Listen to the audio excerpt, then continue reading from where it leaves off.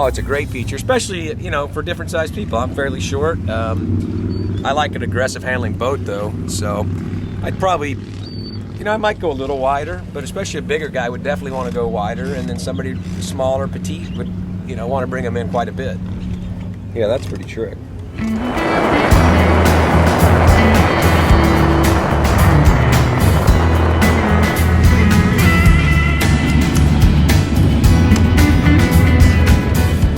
Back in the back of the hull, I love this easy access compartment to get to the battery. On the West Coast, it's not probably as big a deal changing the batteries because we tend to ride almost year-round. Same with Florida. But for the guys in the colder climates, I mean, it's easy to get the battery out, to hook the charger up to it. It's not buried somewhere in the engine compartment. It's just easy access, and that's an important thing on these watercraft for sure.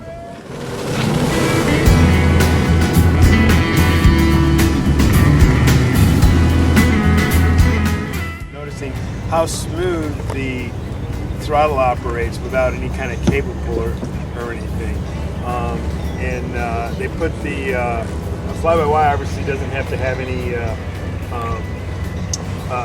any friction at all, but they put enough friction in there just to give you a feel, and they've picked the perfect amount.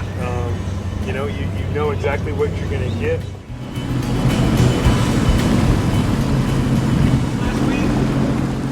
I like the cruise control feature is really great on these, especially the 4-strokes all seem to idle high in no wake zones. If you're in a crowded area, you can really slow the boat down 1, 2, 3, 4, or 5 miles per hour, whichever you feel comfortable with. It's a great feature.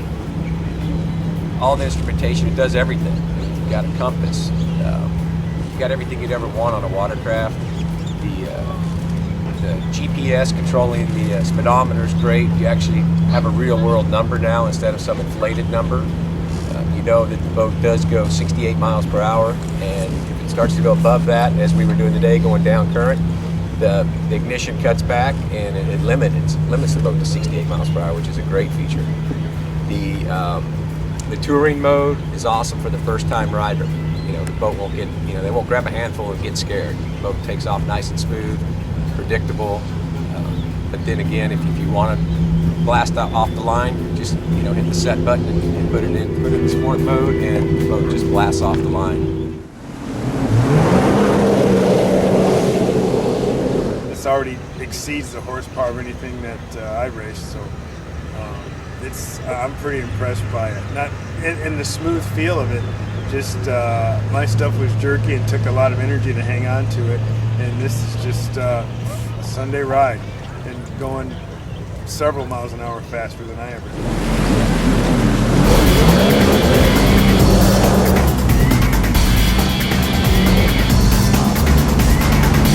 This already exceeds the horsepower of anything that I raced, so I'm pretty impressed by it.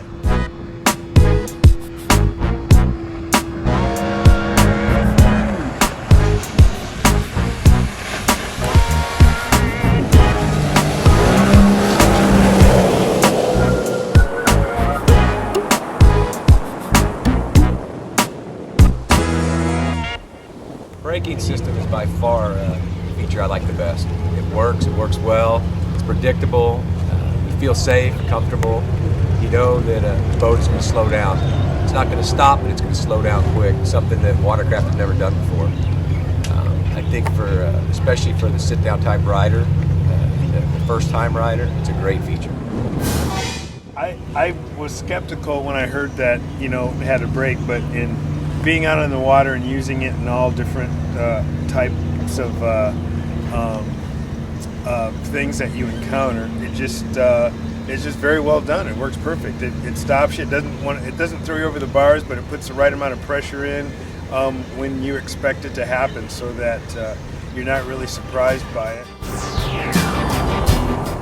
Be like you just got a sports car, a top of the line sports car with every feature you could ever want. Instead of having to go aftermarket for a lot of the features, they're already built into the boat. You know, you really don't need to do anything with this boat but ride it, put gas in it, and ride it. It does everything. Like I said, it's very predictable. The handling's unbelievable, especially for a boat of this size. It's point and shoot. It goes where you want it to go. Everybody. it fits everybody. It does everything well.